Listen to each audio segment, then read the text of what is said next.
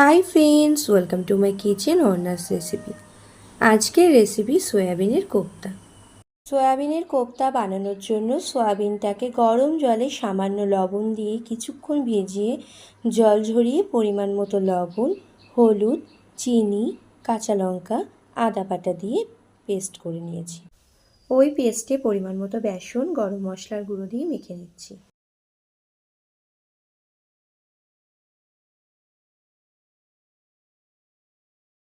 মেখে নেওয়া হয়ে গেছে। এবার কোপ্তা বানানোর জন্য বলের শেপ দিয়ে নিচ্ছি। আপনারা চাইলে আপনাদের পছন্দ মতো যে কোনো আকারের শেপ দিতে পারেন।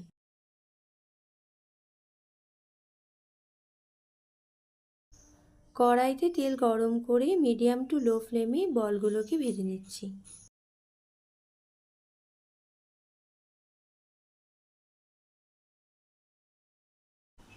বলগুলো ভাজা হয়ে গেছে, তুলে নিচ্ছি।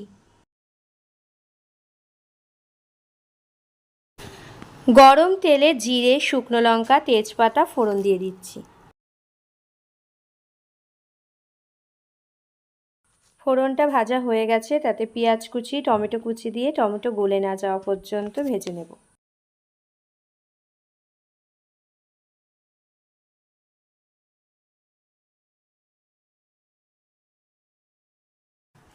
টমেটো গলে গেলে আদা রসুনের পেস্ট, কাঁচা লঙ্কা কুচি, পরিমাণ মতো হলুদ, চিনি, লবণ, লঙ্কার গুঁড়ো দিয়ে কিছুক্ষণ কষিয়ে নেব।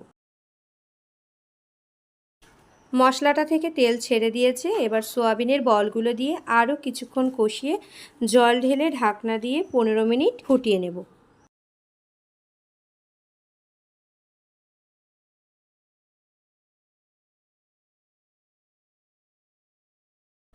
15 মিনিট পর ঢাকনা খুলে ধনেপাতা কুচি ছড়িয়ে পরিবেশন করলেই রেডি সয়াবিনের কোপ্তা।